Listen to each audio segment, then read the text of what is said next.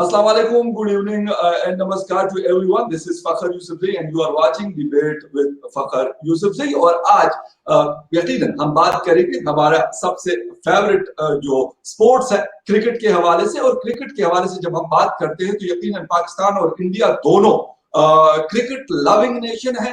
तो इंडिया में अगर क्रिकेट के मैचेस हो रहे हो या पाकिस्तान में हो रहे हो या फिर यूएई में हो रहे हो तो उसको ऐसा नहीं हो सकता कि हम उसके ऊपर बात ना करें। आज हम बात करेंगे आईपीएल के हवाले से। नो डाउट अबाउट दैट एक बहुत बड़ा मेला सजा हुआ है दुबई में और अभी रवा दवा है आगे की तरफ मूव करता हुआ। और उसके साथ साथ पाकिस्तान में भी एक क्रिकेट मेला सजा हुआ है मुल्तान और पिंडी क्रिकेट स्टेडियम में, जिसको नेशनल टी20 का नाम दिया गया है। और पीसीबी की तरफ से ये टूर्नामेंट है। पाकिस्तान के जो बड़े प्लेयर्स हैं वो भी और साथ में हमारे यंगस्टर्स जो हैं वो भी वहां पे खेल रहे हैं और बड़े मजेदार किस्म के मैचेस हो रहे हैं। उसके हवाले से भी हम आज बात करेंगे। लेकिन आज क्योंकि मैं तो क्रिकेट के ऊपर बात करता रहता हूं, लेकिन आज मैं ये कहूंगा कि हमारे एक बहुत अच्छे भाई हैं, स्पोर्ट्स एनालिस्ट हैं, खुद क्रिकेट भी खेल चुके हैं और अब भी खेलते हैं, तो क्रिकेट को बहुत अच्छे से वो समझते हैं क्योंकि ग्राउंड में मौजूद होते हैं। तो आज उनको मैंने रिक्वेस्ट की और उन्होंने उस रिक्वेस्ट को एक्सेप्ट कर लिया। फयाज खान साहब हमारे साथ मौजूद है। यकीनन आपको जी फयाज खान साहब हमारे साथ मौजूद है। फयाज भाई आपको वेलकम करते हैं शो में। थैंक यू, बहुत शुक्रिया फखर भाई, थैंक्स अ लॉट।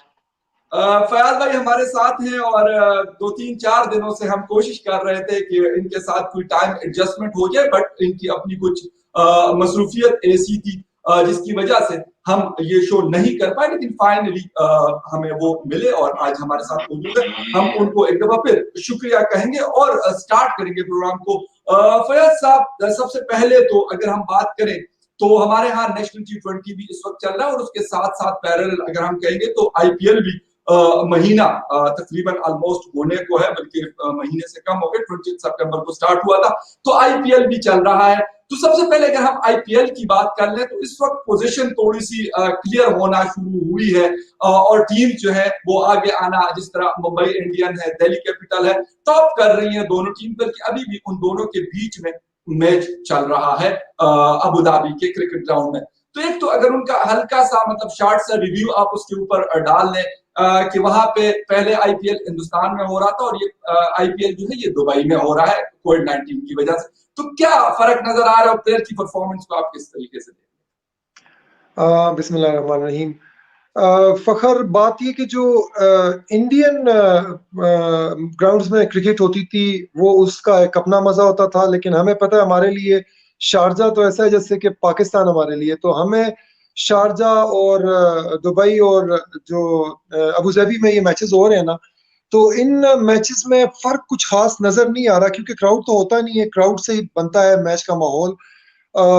इंडिया में इंडियन क्राउड होता था, अगर यहाँ पे क्राउड होता तो भी वो पाकिस्तानी इंडियन क्राउड बेतहाशा वहां पे आता, लेकिन क्राउड नहीं है अनफॉर्चुनेटली। लेकिन क्रिकेट का जो मयार है ना वो इतना जबरदस्त, इतना शानदार है कि मजा आ रहा है। मैचेस बड़े बैक बाइटर्स हो रहे हैं, समझ लें कि ऐसे मैचेस हो रहे हैं कि जिसमें मुझे लगता है कि क्रिकेट बेहतरीन तौर पे वापस आई है। आईपीएल जाहिर है कि इस वक्त दुनिया में सबसे ज्यादा देखी जाने वाली लीग है। ग्राउंड्स में नहीं है तो टीवी पे सबसे बड़ी ब्रॉडकास्ट इसको मिलती है, पूरी दुनिया में देखी जाती है।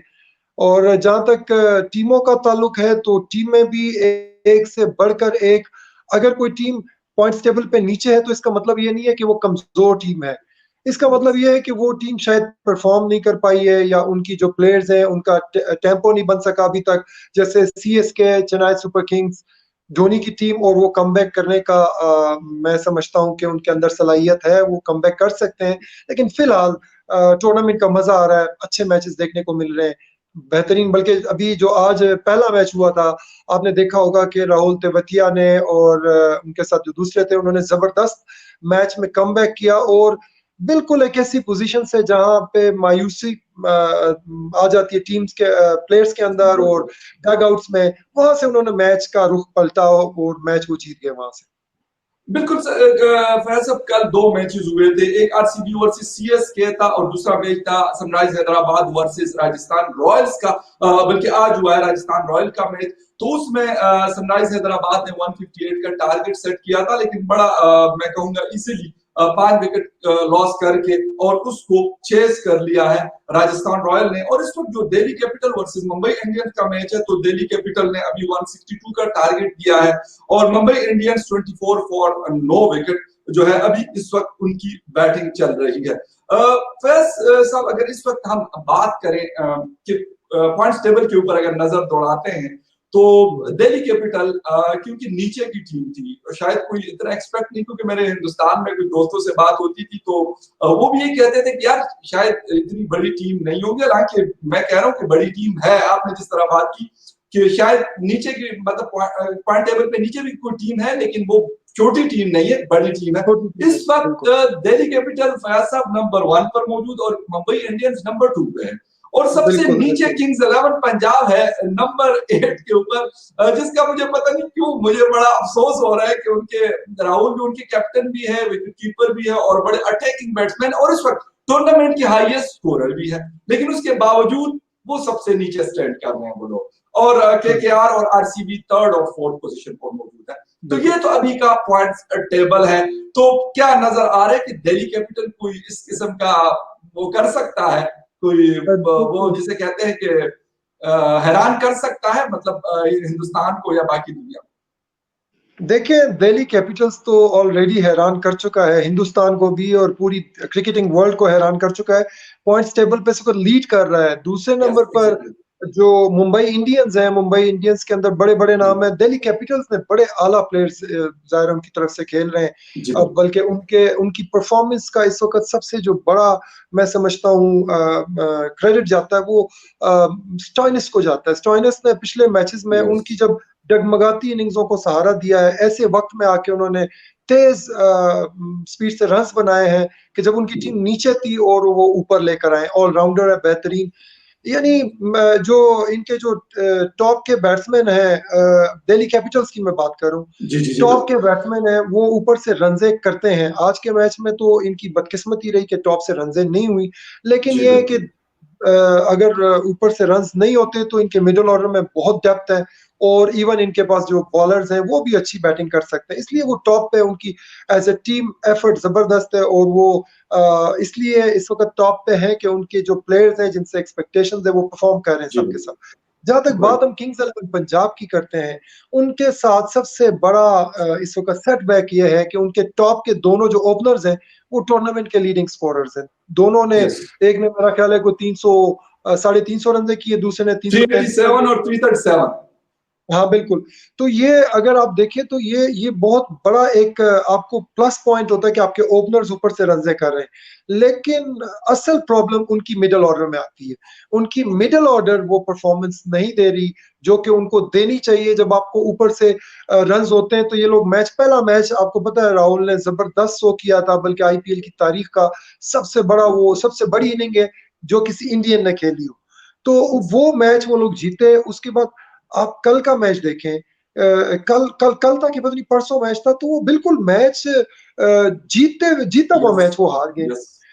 मतलब ऐसे लग रहा था कि मेरे ख्याल 3 ओवर्स में 22 रन रहती थी, 4 में 29 रहती थी, वहां से वो लोग मैच आ रहे हैं। तो ये इस तरह के जो मैचेस हैं वो आपकी टीम का जो एतमाद है ना वो बिल्कुल नीचे जमीन पे ले आती है। हालांकि टीम अच्छी है, प्लेयर्स अच्छे हैं, बॉलिंग अच्छी है, बैटिंग अच्छी है और कोई वजह नहीं है कि वो इसको मतलब इसको अपनी किस्मत को पलटे। मेरा ख्याल है कि अगला राउंड शुरू हो चुका है आज से, तो हमें जरा थोड़ा सा टीमों में शफलिंग नजर आएगी। ये ना सोचे कि दिल्ली कैपिटल्स टॉप पे, तो टॉप पे अभी ये चारों टीमें जो नीचे हैं, कोई भी टीम ऊपर टॉप 4 में जगह बना सकती है, इसलिए कोई टीम को रूल आउट हम नहीं कर सकते फिलहाल। एग्जैक्टली मतलब जिस तरीके से आपने बात की कि राहुल है और इनके पास अग्रवाल है, दोनों नंबर 1 और नंबर 2 पे इस वक्त टूर्नामेंट के हाईएस्ट स्कोरर और सेकंड हाईएस्ट स्कोरर दोनों मौजूद है। लेकिन शायद इनके पास कोई इस किस्म का फिनिशर नहीं है मैच को जो मतलब जीत पे उसको फिनिश कर सके। अगर हम बात कर लें टॉप बैट्समैन की, तो उस पे किंग्स 11 पंजाब के दो प्लेयर्स नंबर 1 और नंबर 2 पे मौजूद है। नंबर 3 पे चेन्नई सुपर किंग्स सीएसके के फॉफ डुप्लेसी हैं और जॉनी बेयरस्टो नंबर 4 पे मौजूद है सनराइज हैदराबाद से, जिनका ताल्लुक है जो, और डेविड वार्नर जो कैप्टन भी गालिबन सनराइज हैदराबाद के कैप्टन भी, तो नंबर 5 पर वो मौजूद है। तो बैटिंग तो नजर आ रही है, मतलब उसमें से 3 फॉरेनर प्लेयर्स हैं और 2 जो हैं वो हिंदुस्तान के प्लेयर हैं। और अब लग रहा है सर कि कुछ थोड़ा सा विराट कोहली ने जब 52 बॉल्स पे किया है, कल वाले मैच में उन्होंने किया, तो उससे लग रहा है कि अब आहिस्ता आहिस्ता से वो भी ऊपर की तरफ आना शुरू हो रहे हैं। उनकी परफॉर्मेंस कैसा?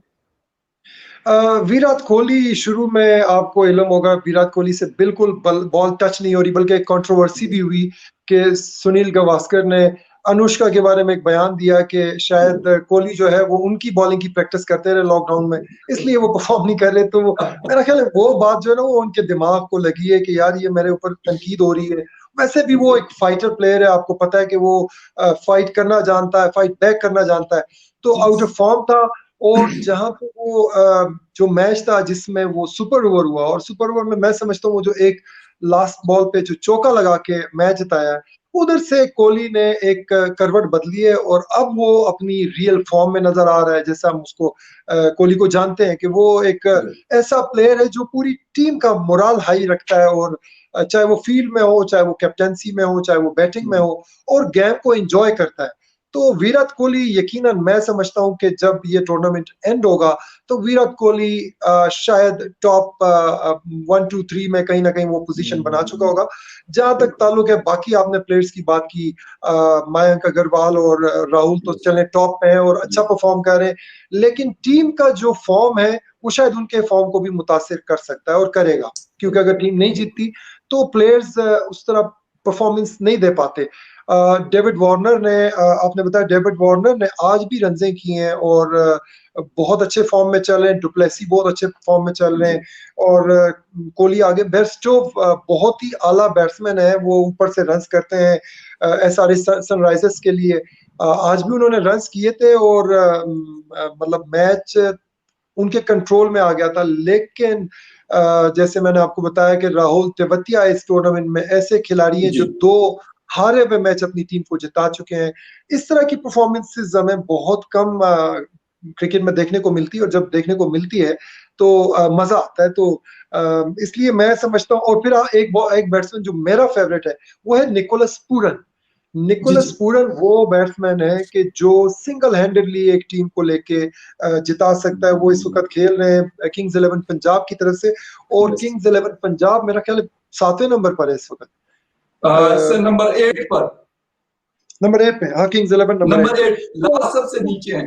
जी, तो पूरन, मैं समझता हूँ कि अगर किंग्स 11 ने ऊपर आना है तो पूरन उनको लेकर ऊपर आ सकता है। इनको चाहिए ये कि पूरन को या तो 1 डाउन में लेकर आए, या अगर पॉसिबल है तो ओपन भी करा सकते हैं, क्योंकि जो आप देखें जैसे सुनील नारायण का उन्होंने देखा कि यहाँ पे उनकी बैटिंग इतनी काम की नहीं होगी, क्योंकि उन्होंने बॉलर्स ने कमजोरी पकड़ ली है, शॉर्ट बॉल पे बहुत वीक है, तो वो पीछे लेकर आगे। कल के मैच में सुनील नारायण को उनकी बारी नहीं आई। तो इस तरह शफल करना पड़ता है, हालात के मुताबिक अपने आप को चेंज करना पड़ता है, और इस तरह किंग्स 11 को भी करना पड़ेगा। बिल्कुल ठीक कहा आपने।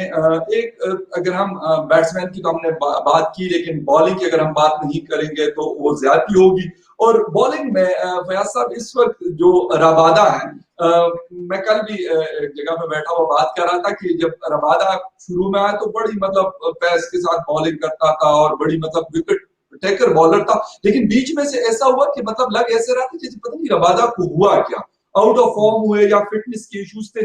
लेकिन इस वक्त रबादा दोबारा फॉर्म में है और नंबर 1 बॉलर है इस वक्त आईपीएल के। 6 मैचेस खेलकर 15 विकेट्स के साथ वो नंबर 1 पर मौजूद है।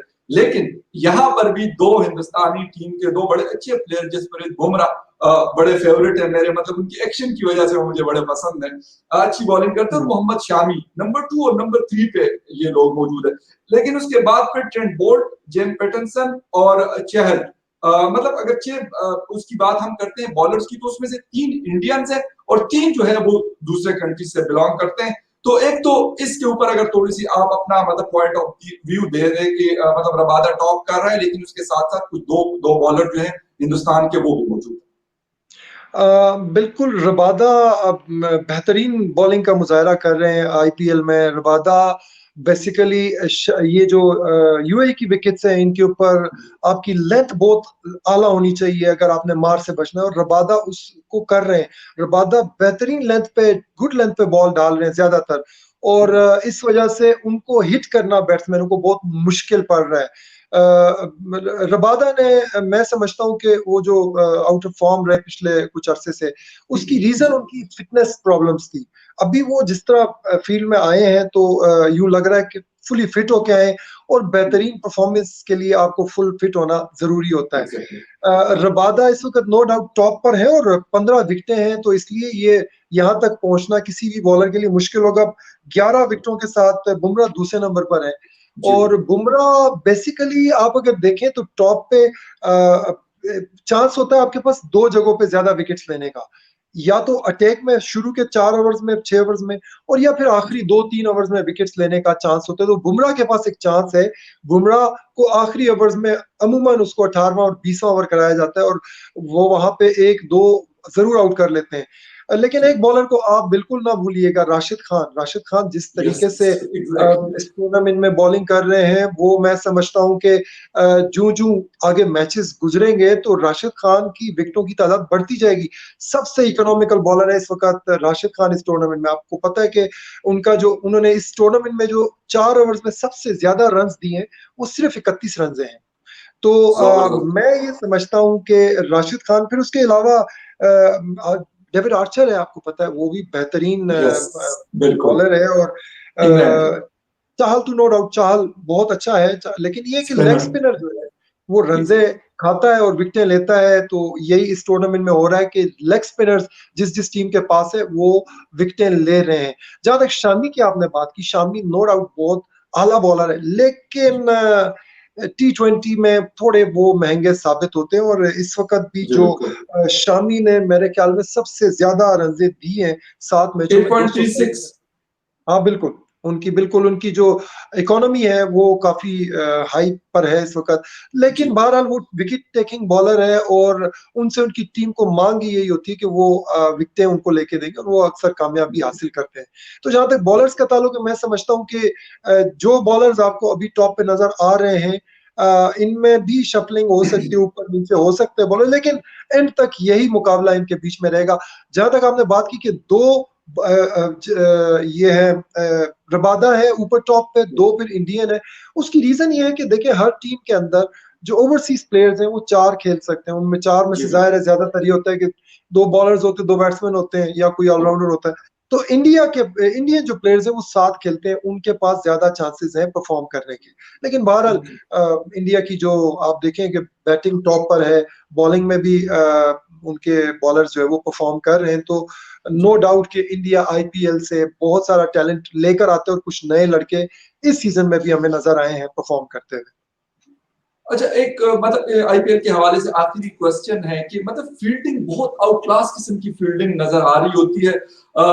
मैं मतलब जब खुद थोड़ी सी क्रिकेट खेला करता था तो उस वक्त या फिर अभी भी मैं कहता हूँ कि यार पता नहीं पाकिस्तान में इस तरह के प्लेयर्स होंगे, मैं ये नहीं कहता कि नहीं है, लेकिन शायद बहुत कम है कि मतलब बाउंड्रीज के ऊपर इस किस्म के कैचेस लेना सिंगल हैंडेड और मतलब चक्के को रोक के, जैसे समझ नहीं आती कि क्रिकेट में शायद अगर 10 साल पीछे हम चले जाए तो शायद ये मुमकिन ही नहीं था, या 15 साल पहले शायद कोई हाँ सोच भी बिल्कुल। नहीं सकता था कि इस तरह की फील्डिंग होगी, लेकिन अब बिल्कुल हो रही है। या फिर जो 30 यार्ड सर्कल में जिस तरीके से वो फील्ड कर रहे होते हैं तो मतलब आपको देखने का मजा आ रहा होता है कि यार किस किस किस्म की बिल्कुल मतलब वो डाइव्स कर रहे थे लेफ्ट राइट पे और मतलब कैचेस ले रहे होते बिल्कुल बिल्कुल। देखिए इसके पीछे रीजन आपका जो मतलब जो आप क्लब क्रिकेट से आप उसकी प्रैक्टिस करते हैं। हमारे यहाँ पे आपको मैं बताऊं, हमारे पास सबसे बड़ी बात है कि ग्राउंड्स नहीं है। क्लब्स के पास जो ग्राउंड्स है वहां पे अगर फील्डर जो है वो डाइव करेगा तो जख्मी होने के चांसेस होते हैं। आप ये देखिए कि इंडिया ने अपने ग्राउंड्स बेहतरीन बना दिए। फिर मैं आपको एक और बात बताऊं, शायद आपको ना पता हो कि हैं। जी इंडिया में जो क्लब क्रिकेट है ना, उनके क्रिकेट बोर्ड ने क्लब क्रिकेटर्स के लिए बाकायदा इजाजत दे रखी है कि अगर वो उनके एसओपीस पे अमल करें तो बड़े बड़े स्टेडियम्स में वो खेलते हैं। और उसके अलावा उनका जो मतलब एक जहन का जो वो एक मयार है ना, मैं समझता हूँ वो ये है कि वो टीम के लिए खेलते हैं। वो चाहे इंडिया से खेल रहे हैं, चाहे वो अपनी फ्रेंचाइज़ीज़ के लिए खेल रहे होते हैं, तो वो अपना 100% देते हैं। वो ये नहीं सोचते कि मैं ज़ख्मी हो जाऊँगा, टीम से निकल जाऊँगा। हमारे अनफॉर्चुनेटली पाकिस्तानी प्लेयर्स, मैं समझता हूँ कि जब वो खेलते हैं तो वो उनके ज़हन में ये होता है कि मैं, जो बड़े प्लेयर्स हैं वो तो ज़्यादा, मतलब कि आपको पता है ज़्यादा एफर्ट नहीं करते फील्डिंग में। वो समझते हैं कि सिर्फ़ बॉलिंग और बैटिंग से ही अपने आप को वो दिखा सकते हैं। मैं समझता हूँ फील्डिंग बहुत बड़ा अहम पार्ट है, और उसको इम्प्रूव करने के साथ-साथ आपको पता है कि आपकी टीम ऊपर जाती है। तो इंडियन क्रिकेटर्स जो फील्डिंग करते हैं, जैसे जडेजा करते हैं, जैसे उनके, मेरा ख्याल है तमाम उनके जो फील्डर्स हैं ना, वो आउटस्टैंडिंग है, और उन्होंने ये मयार उन्होंने बनाया है। और आप ये देखिए कि वो ऑस्ट्रेलियंस का और उनकी तरह की फील्डिंग करते हैं, उनसे बेहतर कई बार वो करते हैं। तो मतलब मैं अगर समझता हूँ कि पाकिस्तान को अपनी फील्डिंग के ऊपर ध्यान देना पड़ेगा। अगर आगे उन्होंने जैसे अब नेशनल टी20 में आप देख रहे हैं कि फील्डिंग का वो मयार नहीं है, कैचेस मिस हो रहे हैं, मिस फील्डिंग जो हो रही है, वो एग्जैक्टली ठोस पे चौके जा रहे हैं। मैं बिल्कुल उसके ऊपर, मैं यकीन करें, ये मैंने सवाल में बड़ा हैरान हूं, क्योंकि आप खुद काफी करीब से देखने का आपको मौका मिलता है, और खुद भी मतलब फर्स्ट क्लास क्रिकेट और इस तरीके से आप खेल चुके हैं, तो आपको ज्यादा बेहतर पता होगा। मतलब विराट कोहली को जब मैं देखता हूँ एज ए कैप्टन, और वो फील्ड कहाँ पे कर रहे हो, तो ऐसी फील्डिंग कर रहे होते हैं कि यकीनन जब उसके साथ कोई यंग प्लेयर होगा या कोई दूसरा प्लेयर होगा, तो ऑटोमेटिकली ये कहेगा कि यार मेरा कैप्टन इस किस्म की फील्डिंग कर रहा है, तो वो मुझसे ज्यादा एक्सपेक्ट करेगा। तो हाँ, शायद बिल्कुल ये है, एक बहुत बिल्कुल बड़ी है। वजह है कि जिसकी वजह से मेरे ख्याल में उनका फील्डिंग का। और एक बात इस तरीके से आपने की कि हमारे बड़े प्लेयर ये सोचते हैं कि कोई बैट्समैन है तो शायद वो ये सोचता है कि मैंने अगर बैटिंग कर ली, मैंने 100 कर लिया, बेशक मैं 2 कैचेस अगर ड्रॉप कर लेता हूं तो इससे कोई फर्क नहीं पड़ेगा, लेकिन मेरा ख्याल वो 100 ज्यादा अहम नहीं है। शायद वो 2 कैचेस जो अगर उसको ड्रॉप कर लेता है तो उससे आपका एग्जैक्टली, जो मैच हो। जी बिल्कुल, बिल्कुल। बिल्कुल, देखिए एक अच्छे बैट्समैन को आपने एक चांस दे दिया, तो वो यूँ समझ लें कि एक बैट्समैन है, उसको एक चांस मिल जाता है, उसको 2 बारियाँ मिल जाती हैं। और एक यस बैट्समैन विराट कोहली जैसा बैट्समैन अगर उसको चांस मिल जाता है, तो वो तो आपको नहीं छोड़ेगा। इसलिए यस मैं समझता हूँ बैटिंग और बॉलिंग अपनी जगह, लेकिन फील्डिंग सबसे इम्पोर्टेंट पार्ट है क्रिकेट का। कोई भी टीम बगैर फील्डिंग के मैचेस नहीं जीत सकती, टूर्नामेंट्स नहीं जीत सकती और टॉप पे नहीं आ सकती, ये मेरा मानना है। एग्जैक्टली ठीक है, बिल्कुल सही। अच्छा फैज साहब, आते हैं आईपीएल से अपने नेशनल टी20 के ऊपर। इस वक्त उसके मैचेस चल रहे हैं, और यहाँ पर अगर हम बात कर लें तो 7 टीम जो है, 6 टीम जो है वो पूरे पाकिस्तान से, खैबर पख्तूनख्वा की है, 3 पंजाब से है, नॉर्दर्न साउदर्न और सेंट्रल पंजाब, एक सिंध और एक बलूचिस्तान की टीम यहाँ पर मौजूद है। और तकरीबन जितने भी हमारे बड़े प्लेयर्स हैं जो नेशनल हमारे इंटरनेशनल क्रिकेट को रिप्रेजेंट करते हैं, तो वो वहां पर मौजूद है। एक तो थोड़ा सा मतलब अगर अपना एक एनालिसिस आप देख लें, अभी तक जो मैचेस हुए हैं, आपको नजर क्या आया है, क्या एक्सपेक्टेशन है आपकी इस टूर्नामेंट से, या फिर पीएसएल तो खैर हम एक अलग से किसी टाइम डिस्कस करेंगे, लेकिन इस तरह के जो डोमेस्टिक हमारे टूर्नामेंट होते हैं उससे। देखिए नेशनल टी20, इसकी हमारी जो नेशनल टी20 की तारीख है ये काफ़ी पुरानी है, 17वां सीज़न हो रहा है, 17th। जी और शुरू में इसके अंदर काफ़ी सारी टीम्स थी। अब ये पिछले सीज़न से और इस सीज़न में 6 टीमें खेल रही हैं। एक तो जब 6 टीमें खेलती हैं तो उसमें ज़ाहिर है कि कॉम्पिटिशन बहुत स्ट्रॉन्ग हो जाता है, बड़ा ही जी नैरो कॉम्पिटिशन होता है। जी जहाँ तक ताल्लुक है पाकिस्तान के तमाम टॉप के प्लेयर्स के खेलने का, तो उसकी रीज़न ये है कि चूँकि क्रिकेट ही नहीं हुई, तो क्रिकेट नहीं हुई, ये इनके लिए एक बड़ा सुनहरी मौका है कि वो अपनी परफ़ॉर्मेंस से अपनी मतलब अहलियत साबित करें, और जो सीनियर्स हैं, जो टीम में हैं, वो अपनी जगह मेंटेन करें, और जो नए लड़के हैं, उनको भी चांस मिला है कि वो अपने आप को प्रूव करें और नेशनल टीम में वो जगह बनाएँ। जहाँ तक ताल्लुक है पाकिस्तान नेशनल टी20 का, मुझे थोड़ा-सा लगता है आपने ये देखा होगा, ये फ़र्क मैं पहले बात करना चाह रहा था जो ज़हन से निकल गई। अब आपको जी पता है कि ये नेशनल टी20 का एक मतलब टूर्नामेंट एक जूनियर्स का भी हुआ है, आपको पता होगा वो। जी जी उसमें जो टीम जीती है उनको या मैन ऑफ द मैच या मैन ऑफ द सीरीज ₹1 का भी प्राइज मनी नहीं था। और आप देखें उसमें पाकिस्तान के टॉप के प्लेयर वहां भी खेल रहे हैं, जैसे फवाद आलम खेल रहे हैं। इरफान जूनियर ने इनकार कर दिया कि मैं नहीं खेलता, क्योंकि मैं समझता हूँ कि मैं फर्स्ट 11 का हकदार हूँ, लेकिन मुझे सेकंड 11 दे रहे हैं। तो बहुत सारे लड़कों को वहां आप खिला रहे हैं। आप देखें आपके जो बोर्ड के ओहदेदार हैं, बेतहाशा ओहदेदार हैं, उनको तो आप लाखों तनख्वाहें दे रहे हैं, लेकिन प्लेयर्स के लिए आपके पास पैसे नहीं है। प्लेयर्स नहीं तो आपकी टीम को, आपके बोर्ड को ऊपर लेके जाना है। तो ये एक चीज है। फिर यहाँ पे चले नेशनल T20 फर्स्ट 11 का जो टूर्नामेंट हो रहा है, इसमें परफॉर्मेंस मैं समझता हूँ प्लेयर्स बहुत अच्छा परफॉर्म कर रहे हैं। लिमिटेड रिसोर्सेज हैं लेकिन बेहतरीन कारकर्दगी हो रही। कुछ तो बड़ी आउटस्टैंडिंग परफॉर्मेंसेस हुई, उसके ऊपर जी बात करेंगे। लेकिन जी जहां तक ताल्लुक है कि ये हमारा जो नेशनल T20 टूर्नामेंट है, अगर इसकी आप एक चीज देखें, परफॉर्मेंस परफॉर्मेंस तो सारे बेहतरीन कर रहे हैं, लड़के बहुत जी 100% देने की कोशिश कर रहे हैं, लेकिन कवरेज से मैं सख्त मायूस हूँ। हालांकि इसका जब टूर्नामेंट स्टार्ट हुआ था तो उससे पहले बड़े हमने सुने थे कि जी बड़े हमने सॉरी बड़े हमने चर्चे चर्चे सुने थे कि मतलब बड़ी अच्छी कवरेज होगी, इन्होंने एक जी कंपनी को दी है उसकी कवरेज। लेकिन मैं तो सख्त मायूस हूँ। ऐसे लगता है जैसे क्लब क्रिकेट हो रही है, परफॉर्मेंस वहां बेहतरीन क्रिकेट हो रही है लेकिन कवरेज उसको बहुत ऑर्डिनरी सा बना देती है। तो जी जी अच्छा फैसल एक मुझे थोड़ा सा मतलब यहाँ पर as a media person, as a sports lover और मतलब जो भी आप कहें पाकिस्तानी, मुझे लगा है कि थोड़ा सा शायद, हालांकि हमारे यहाँ मतलब इस तरह की क्रिकेट को तो बिल्कुल कवरेज होती शायद पहले नहीं थी और मतलब ये कोई देखता भी नहीं था, लेकिन आज मैं यूट्यूब के ऊपर जब शाम को देख रहा था तो मुझे खुशी हुई कि 17-18 हजार लोग उसको उस टाइम लाइव वॉच कर रहे थे। तो शायद ये तो एक हुआ है। लेकिन जो आप क्वालिटी ऑफ प्रोडक्शन की बात करते हैं तो उसमें एज ए मीडिया पर्सन मुझे भी बहुत सारे मतलब फ्लॉज नजर आए, नहीं होने चाहिए थे शायद। कि अगर इतनी बड़ी कंपनी को कॉन्ट्रैक्ट दिया जाता है तो मेरे ख्याल में उसको ये सारे अरेंजमेंट्स करनी चाहिए, रिप्ले का या जो फिर रन आउट है या फिर नो बॉल है, इसीलिए वो पैसे दिए जाते हैं। और कोई पीसीबी के पास मेरा ख्याल है पैसे की कमी तो नहीं।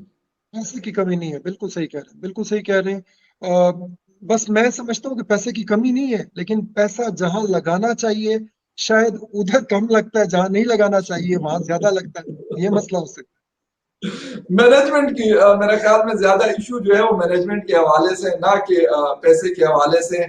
इस वक्त अगर हम T20 के पॉइंट टेबल की बात करें फैज साहब, तो उसमें नॉर्दर्न पंजाब की टीम जो है वो नंबर 1 पर है और बलूचिस्तान की टीम जो है, मुझे नहीं पता कि बलूचिस्तान के कितने प्लेयर्स हैं उसके अंदर, लेकिन चले बलूचिस्तान के नाम से टीम मौजूद है तो वो नंबर 2 पर है। खैबर पख्तूनख्वा नंबर 3 है, सिंध जो है 4, सेंट्रल पंजाब और साउदर्न पंजाब जो है वो 5th और 6th पोजीशन पर इस वक्त मौजूद है।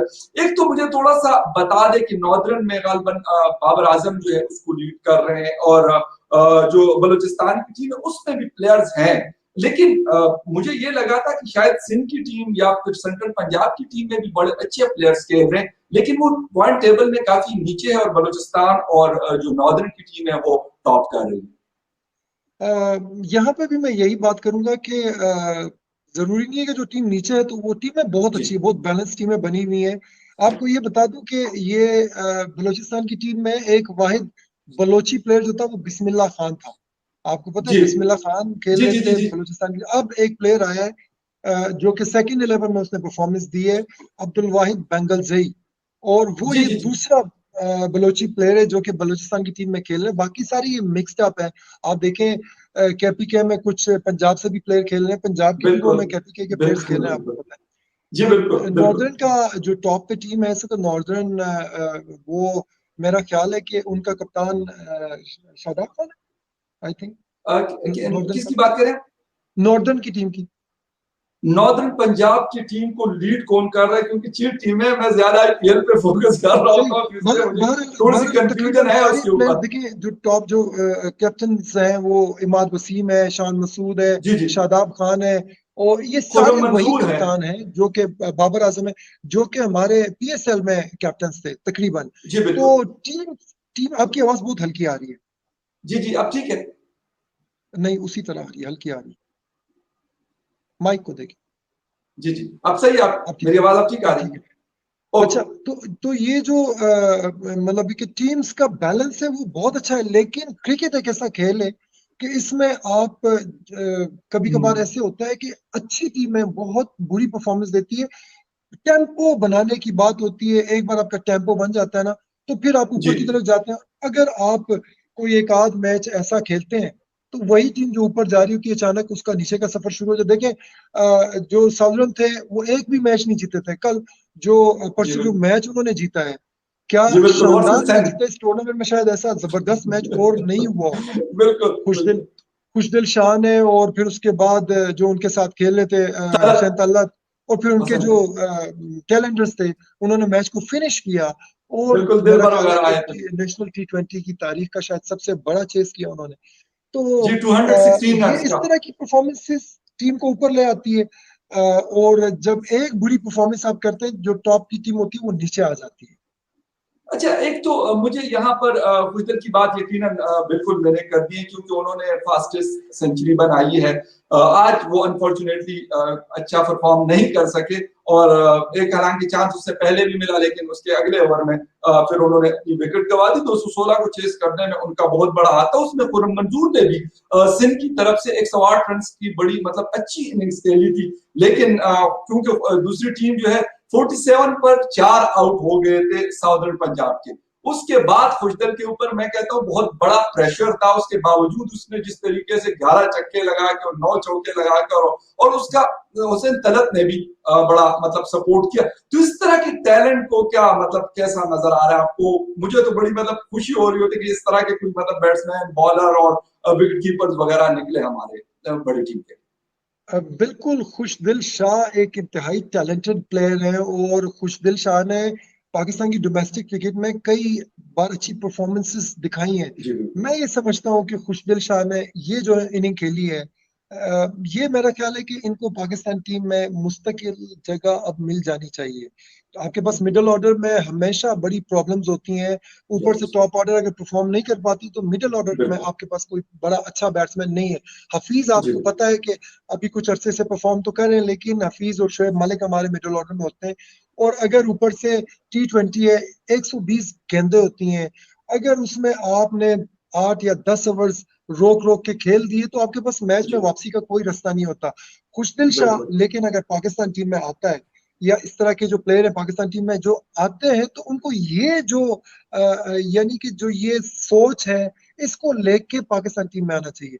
यानी खुशदिल शाह ने उस दिन जो इनिंग खेली है, साथ में हुसैन तलत थे, उन्होंने ये सोचा कि ये मतलब मैच हमने जीतना है। आप देखिए, मेरा ख्याल है 13 रन की एवरेज उन्होंने हासिल की आखिर, और ये कोई जी बिल्कुल। 1-2 ओवर्स बिल्कुल। की बात नहीं है। बिल्कुल। तकरीबन 11 ओवर्स तक मेरा ख्याल है 90 स्कोर था 10 ओवरों में। तो उसके 47 के बाद ऊपर 4 130 आउट थे, रन में और मेरे ख्याल 13 रन। 6 या 7 ओवर में उन्होंने 47 बनाया है।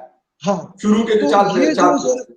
बिल्कुल आपको अपने ऊपर बिलीव करना पड़ता है। T20 में कुछ नामुमकिन नहीं होता। हम्म। उस दिन आपको पता है कि जो IPL में तेवतिया ने किया, राहुल तेवतिया ने हम्म। 3 ओवर्स में बिल्कुल। 51 रन से उन्होंने चेस कर ली। यानी आधे 17 की एवरेज से।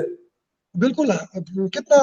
उसके अलावा हमने देखा आंद्रे रसल ऐसा बैट्समैन है कि 15 की एवरेज होती है तो हमें लगता है कि वो मैच, तो इस तरह के प्लेयर्स पाकिस्तान टीम में होने चाहिए। और इस टूर्नामेंट को देख के मुझे तो बड़ा मतलब है कि एक तरह से मुतमईन हूँ कि पाकिस्तान के अंदर टैलेंट तो है।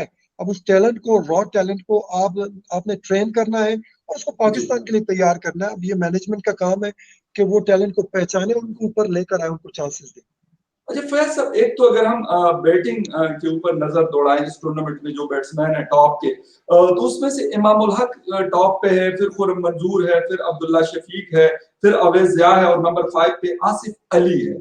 खुर्रम मंजूर को चांसेस भी मिले जब मतलब पाकिस्तान की तरफ से इंटरनेशनल मैचेस खेले, टेस्ट में कुछ परफॉर्मेंस दी, लेकिन वनडे में फ्लॉप हो जाते हैं। क्या मतलब मसला क्या होता है लोगों की? यहाँ पे परफॉर्मेंस दे रहे होते हैं, लेकिन जब ये इंग्लैंड जाते हैं, ऑस्ट्रेलिया, न्यूजीलैंड, या फिर किसी बड़ी टीम के खिलाफ दुबई में भी, तो वहां पे ये फंस जाते हैं। ये समझ नहीं आती कॉन्फिडेंस की कमी है या क्या ऐसा कोई प्रेशर होता है इनके ऊपर कि वहां पे ये परफॉर्म नहीं कर पाते। बस ये शायद इंटरनेशनल क्रिकेट का प्रेशर होता है कि वो उस प्रेशर को सस्टेन नहीं कर पाते। जी। जो प्लेयर की कामयाबी का मैं समझता हूँ सबसे बड़ा राज है, वो ये है कि जैसी क्रिकेट आप निचले लेवल पे खेल रहे हैं ना, वैसे जी। ही आप इंटरनेशनल क्रिकेट को भी समझे। आप यही समझे कि आप क्लब क्रिकेट खेल रहे हैं, आप प्रेशर ना लें।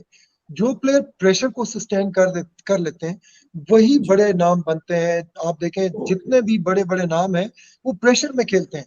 अगर प्रेशर में आप नहीं खेल सकते, खुर्रम मंजूर हो गए, इस तरह के बड़े सारे नाम हैं जो कि डोमेस्टिक में तो बड़े-बड़े यस परफॉर्मेंसेस देते हैं, लेकिन जब वो इंटरनेशनल क्रिकेट में आते हैं तो वो अपने फॉर्म को बरकरार नहीं रख पाते या उस प्रेशर को वो सस्टेन नहीं कर पाते। तो खुर्रम जी मंजूर मैं समझता हूँ कि काफ़ी क्रिकेट खेल चुके हैं और मैं नहीं समझता कि ठीक है अच्छी परफॉर्मेंस दी है, एक सेंचुरी भी की है, लेकिन मैं नहीं समझता कि वो उनका कोई पाकिस्तान के लिए चांस बन सकता है। उसकी रीज़न ये है कि जितनी भी टीमें इंटरनेशनल खेल रही हैं, यंग लड़कों के ऊपर फोकस कर रही है और हमारे पास यंग यस टैलेंट बिल्कुल इतना है कि उनके बिल्कुल ऊपर थोड़ी-सी तवज्जो दी जाए, तो वो पाकिस्तान का मुस्तकबिल साबित हो सकती है। जैसे आपने पीएसएल से हैदर अली को लिया, अंडर 19 से आए जी थे। बिल्कुल तो बिल्कुल हैदर अली ने इंग्लैंड में एक ही इनिंग खेली लेकिन अपना आप बता दिया।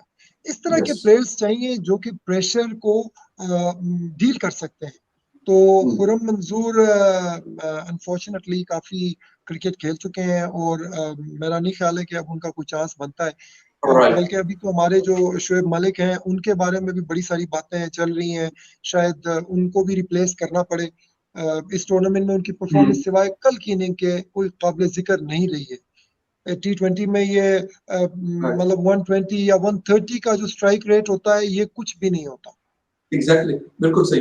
अच्छा एक तो ये शुएब मलिक भी है, मोहम्मद हफीज भी है, इस तरह के और भी प्लेयर्स हैं, लेकिन वो कह रहे हैं कि अभी तक हम क्रिकेट खेल सकते हैं तो हमें खेलने दिया जाए। हालांकि मैं कहता हूं जिस तरीके से आपने बात की कि अगर कोई यंग बैट्समैन बॉलर आ रहा है तो मेरे ख्याल उसको ज्यादा बेहतर है क्योंकि उसके पास ज्यादा टाइम है खेलने का, तो उसको चांस ज्यादा देना चाहिए। अच्छा बिल्कुल। बॉलर्स के ऊपर अगर हम बात करते हैं तो इस वक्त बॉलिंग में पॉइंट्स टेबल की अगर हम बात करते हैं तो शाहिन शाह अफरीदी नंबर 1 पे इस वक्त हुँ, मौजूद है।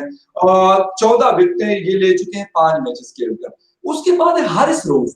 हारिस रऊफ जब बिग बैश खेल के आए तो वहां पे बड़ी आउट क्लास किस्म की परफॉर्मेंस उसने दी और बड़ी ज्यादा विकेटें ली, उसके बाद हमारी टीम में भी उनको जगह मिली, यहाँ पे भी परफॉर्म कर रहे हैं। लेकिन जब चांस उनको मिला तो वहां पर फिर ये परफॉर्म, वही वाली बात आ जाती है बैट्समैन की जब हम अभी बात कर रहे थे, तो हारिस रऊफ वहां पर बिल्कुल बैठ गए थे। एहसान आदिल नंबर 3 पर मौजूद है। शादाब खान नो डाउट अच्छा फील्डर भी है, बल्कि मैं उसको एज ऑलराउंडर अगर बात करें तो ज्यादा बेहतर होगा। एक है सुहेल खान। सुहेल जी। खान को जब जब भी चांस मिला है तो उसने परफॉर्म किया है, लेकिन उसको चांसेस क्यों नहीं दिए जाते, मसला क्या उसके साथ? अ, मसला मैं समझता हूँ सुहेल खान की वाक़ई बड़ी बदकिस्मती है। बहुत अच्छी उन्होंने इंटरनेशनल मैचेज़ में भी परफॉर्मेंस दी है। मुझे याद है एग्जैक्टली इंडिया के खिलाफ एक मैच में 5 आउट किए थे उन्होंने। यस तो एट टाइम्स सुहेल खान ना सिर्फ ये कि वो एक अच्छे बॉलर हैं, बल्कि एक फाइटर हैं। बैटिंग भी निचले नंबरों पे बड़ी अच्छी कर लेते हैं, बड़ी हिटें लगा सकते हैं। टी20 की हद तक तो उनकी परफॉर्मेंस मैं समझता हूँ इस काबिल है कि उनको टीम में चांस मिलना चाहिए था। अभी इंग्लैंड लेके गए थे लेकिन वहाँ पे उनको कोई एक मैच भी नहीं खिलाया। तो ये मैं समझता हूँ कि ज़्यादती है एक प्लेयर के साथ। हर वक़्त आपका फ़ॉर्म अच्छा नहीं होता, जब आपका अच्छा फ़ॉर्म हो तब आपको चांसेस मिलने चाहिए। तो जहाँ तक ताल्लुक है बाकी हारिस रऊफ की आपने बात की। जी हारिस रऊफ ने ऑस्ट्रेलिया में बिग बैश में नो डाउट आउटस्टैंडिंग परफॉर्मेंस दी, लेकिन उसकी यस रीज़न हारिस रऊफ वही बॉलिंग यहाँ भी कराते हैं। वहाँ पे ये है कि स्किडी विकेट्स हैं, वहाँ पेस निकलती है, ग्रासी जी विकेट्स हैं, वहाँ पे जी वो अनप्लेएबल हो गए थे, पेस है लड़के के पास। इसके अलावा जो शाहीन शाह अफरीदी है, वो तो ख़ैर अपने आप को प्रूव कर चुके हैं पूरी दुनिया में। जी उनको अब एक एज़ अ बहुत ही अच्छे लेफ्ट आर्म बॉलर की हैसियत से माना जाता है। शाहीन शाह अफरीदी के पास वैरायटी है, अच्छा स्लोअर बॉल करते हैं। इसके अलावा वो यॉर्कर बहुत अच्छा डालते हैं। जी शॉर्ट बॉल का बड़ा अच्छा इस्तेमाल करते हैं। टी20 में मैं समझता हूँ कि शाहीन शाह अफरीदी इस वक़्त पाकिस्तान का वैसे ही सबसे बेस्ट बॉलर है। बाकी लोग जो जैसे हसनैन हो गया या यस नसीम शाह, वो थोड़ा पेस के ऊपर ज़्यादा ध्यान देते हैं। शाहीन शाह अफरीदी आप अगर इस टूर्नामेंट में भी देखें, उन्होंने जो बॉल जहाँ डाली है, बहुत मुश्किल लेंथ है बैट्समैन के लिए। इसलिए जी उनको बिल्कुल उनको जब आप मतलब है कि खेलने की रन्स करने की कोशिश करेंगे, तो आप अपनी विकेटें देंगे। इसके अलावा शादाब खान है। शादाब खान ने पीएसएल में अपने आप को एक तरह से उन्होंने साबित किया कि वो बैटिंग भी कर सकते हैं और जो-जो वक़्त यस गुज़र रहा है, वो अपनी बैटिंग को इम्प्रूव करते जा रहे हैं। यस हालाँकि बिल्कुल मैं सही समझता हूँ कि अगर खाली आप उनकी बॉलिंग की बात करें, तो मुश्किल हो जाएगा उनके लिए अगले साल 2 तक अपनी पोज़ीशन को टीम में बरकरार रखना। लेकिन ठीक जैसी वो फील्डिंग करते हैं, फिर उन्होंने जिस तरह अपनी बैटिंग इम्प्रूव की है, तो मैं समझता हूँ कि वो एक ऑलराउंडर के तौर पे पाकिस्तान की टीम में एक ऑटोमैटिक चॉइस बन राइट चुके हैं। राइट, बाकी राइट। बॉलर्स हैं, और मूसा ने आज बड़ी अच्छी बॉलिंग, इकोनॉमिकल बॉलिंग की, आपने मैच जी, देखा होगा। बिल्कुल, तो बिल्कुल मैंने देखा। यंग बॉलर्स हैं, इन यंग को तवज्जो देने की जरूरत है। अच्छा, एक तो मतलब मूसा की आपने बात की, मैं बिल्कुल वाइंड अप की तरफ ही जा रहा हूँ। मूसा है, इलियास है, नसीम है, हसनैन है, शाहीन है, मतलब एक बड़ी अच्छी लॉट हमारे पास मौजूद है, लेकिन वो कॉन्फिडेंस पता नहीं क्यों मुझे तो नहीं है, क्योंकि शायद आप ज्यादा बेहतर इस चीज को वो एक्सप्लेन कर सकते हैं कि शाहीन शाह के ऊपर कॉन्फिडेंस है, जिस तरह वसीम भाई खेलते थे, वकार भाई खेलते थे, या फिर आमिर और आसिफ बॉलिंग किया करते थे, एक एंड से शुएब भाई बिल्कुल, खेला करते थे, तो एक हमें यकीन होता था कि यार विकेट निकाल जाएंगे, जितना मर्जी बिल्कुल। मुश्किल टाइम हो तो वो विकेट निकाल लेते थे। वो वाली चीज अभी इन बॉलर्स के साथ पता नहीं, मुझे नहीं नजर आ रही, शायद मैं गलत हूं, आप बेहतर इसको एक्सप्लेन कर सकते नहीं, सबसे बड़ी बात ये देखिए, शाहीन अफरीदी, आप देखिए पाकिस्तान इस वक्त जो मैच खेल रहा है, शाहीन हैं। अफरीदी जी, वो मैच खेल रहे हैं। ठीक है। जी, बात ये कि जी, प्लेयर को जब तक आप ये कॉन्फिडेंस नहीं देंगे, कोई बात नहीं, आपको मार भी पड़ सकती है, आप बुरी बॉलिंग कर सकते हैं, लेकिन हमने आपको अगले 4 5 6 मैचेस खिलाने। बॉलर को कोई बैट्समैन हो या बॉलर हो, जब तक उसको ये एतमाद नहीं होगा कि मैं अगले 4 5 6 मैचेस के लिए सिलेक्टेड हूँ, जब उसको ये खौफ होगा। हमारी सबसे बड़ी प्रॉब्लम ये है कि जो यंग लड़के आते हैं, उनको ये खौफ होता है कि हमने परफॉर्म नहीं किया तो हम आउट हो जाएंगे। उसी प्रेशर में, यानी हम टीम से निकाल दिए जाएंगे, तो उसी प्रेशर में वो परफॉर्म नहीं कर पाते। मेच्योरिटी जी, नहीं है, इनको एतमाद देने की जरूरत है। देखें, वसीम वकार के दौर में जब नए बॉलर्स आते थे, ऑर्डिनरी से बॉलर्स थे, अजहर महमूद इतना अच्छा नहीं था, लेकिन बहुत अच्छा हो गया। हाँ, इसके अलावा आपने देखा, अब्दुल रजाक इतने अच्छे बॉलर नहीं जी, थे, लेकिन वो बिल्कुल, उनके साथ कॉन्फिडेंस उनको देते थे, और टीम परफॉर्म करती थी, तो लड़के परफॉर्म करते थे। अब प्रॉब्लम ये है कि शाहीन शाह अफरीदी एक आपके पास ऑटोमेटिक चॉइस है, बाकी शफलिंग चलती है। किसी मैच में हसनैन खेल रहा है, किसी में नसीम शाह खेल रहा है, किसी में हारिस रूफ खेल रहा है। तो ये जो शफलिंग होती है, ये आपकी, एक तो आपका टीम जो, यानी वो जो टीम का एक कॉन्फिडेंस होता है, टीम का कॉन्फिडेंस नहीं बन पाता, आपका टेम्पो नहीं बन पाता, आपकी जो बॉलर्स हैं उनका कॉन्फिडेंस लेवल हाई आप खुद नहीं होने देते। मैं समझता ठीक हूँ है, एक दो में, अब शादाब खान को आपने चांसेस दिए तो उसने अपने आप को प्रूव किया है। अब चांसेस एग्जैक्टली, देंगे, यही लड़के इंशाल्लाह परफॉर्म करेंगे। और भी नए ठीक है, अच्छे लड़के हैं, लेकिन इनको मुझे याद पड़ता है उस्मान शिनवारी को जब पहला ओवर यस, करवाया था, उसने T20 था मेरा ख्याल है, वनडे था, पहला ओवर करवाया था, यकीन करें उससे पहला बॉल उसका नहीं अंदर पड़ रहा था, बार बार वाइड है, नो वाइड, लेकिन बाद में उसने अपने आपको प्रूफ किया क्योंकि उसको चांसेस यस, मिले। तो जब जी, आपके बिल्कुल, प्लेयर्स को आप चांसेस देंगे, उनके ऊपर आप एतमाद करेंगे, तो वो आपको इंशाल्लाह ताला उसका रिवॉर्ड देंगे। और मुझे यकीन ठीक है है। कि पाकिस्तान के बॉलिंग में डेप्थ भी है, और इनके अंदर टैलेंट भी है। और बस एक पाकिस्तान का शॉर्ट वाकई एक आपसे, रिकॉर्ड है, तारीख है पाकिस्तान की, फास्ट बॉलिंग में पाकिस्तान की बेहतरीन जरखेज तारीख है, हम समझते हैं। जबरदस्त, बिल्कुल सही कहा, बिल्कुल मेरे दिल की बात की। अभी लाहौर कलंदर ने एक नया बॉलर तलाश किया, बल्कि मैं बॉलर तो उसको नहीं कहूंगा, क्योंकि एक हमारी एक मतलब आम शहरी है, कोई समथिंग गुज्जर करके उनका नाम है, लेकिन उनकी हाइट है 7.4, हम्म, 7 फुट और 4 इंच उनकी हाइट है। तो 2 3 दिन पहले उनको मैंने टीवी पे देखा था। आप देखते हैं कि उसको किस तरीके से यूटिलाइज किया जाता है, और वो अगर क्रिकेट में आते हैं। लेकिन 3 प्लेयर्स के बारे में आपसे छोटा सा बस कमेंट्स आप उस पर कर लें। मोहम्मद आमिर, जुनैद खान एंड वहाब रियाज, कहाँ पे देख रहे हैं तीन अगले अगर 2 साल की हम वो बात बिल्कुल ठीक है। वहाब रियाज, मुझे हैरत होती है कि वहाब रियाज, आप देखें, वो खेले, कैरेबियन प्रीमियर लीग खेले उन्होंने, कनाडा में लीग खेली, कैरेबियन प्रीमियर लीग में वहाब रियाज ने, आप मानेंगे नहीं, शायद पूरे टूर्नामेंट में एक नो बॉल कराई।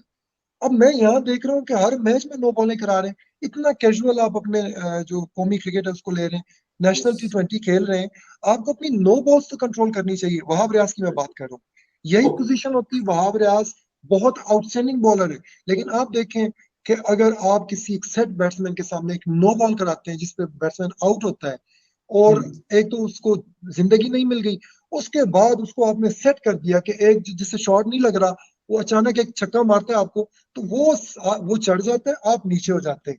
सबसे बड़ी बात पाकिस्तान के बॉलर्स जुनैद खान के साथ भी ज्यादती हुई है, मैं समझता हूँ।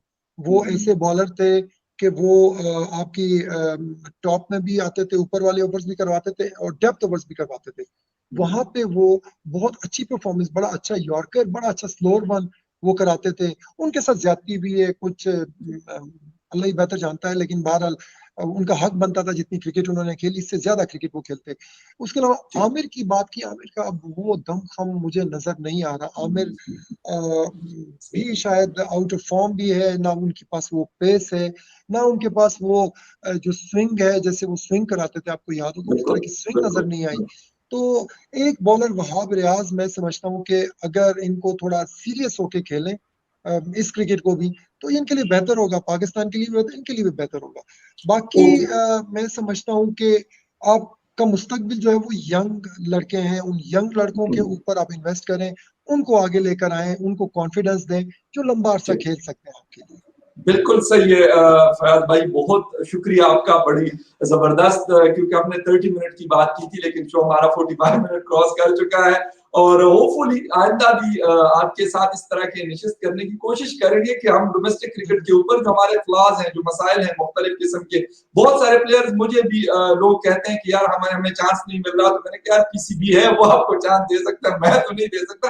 तो बहुत सारे लोगों को यकीन करें, मैं जब देखता हूँ तो मुझे अफसोस होता है, क्योंकि वो एज ए प्रोफेशन उसी को लेके चल रहे होते हैं, मैं आप कुछ ना कुछ कर रहे होते हैं, चले अपना घर जो है हम उसको चला रहे होते हैं। लेकिन बहुत सारे लोग मैं ऐसे देखता हूँ कि जिन्होंने अपनी जिंदगी इसके ऊपर लगाई हुई होती है, तो अगर बिल्कुल। उनको चांस नहीं मिलते तो लाजमी सी बात है उनके लिए और मसाइल क्रिएट होते हैं। तो ये सारे मसाइल हम वक्तन फौक्तन आपके साथ डिस्कस करेंगे। थैंक यू बिल्कुल। वेरी मच फॉर ज्वाइनिंग और शो, और बहुत शुक्रिया व्यूअर्स आपका भी, आपने शो देखा, होपफुली आपको पसंद आएगा फयाज भाई के साथ। और आइंदा भी हम कोशिश करेंगे, क्योंकि क्रिकेट को यकीनन ये बेहतर समझते हैं, तो इनके साथ डिस्कशन करते रहेंगे।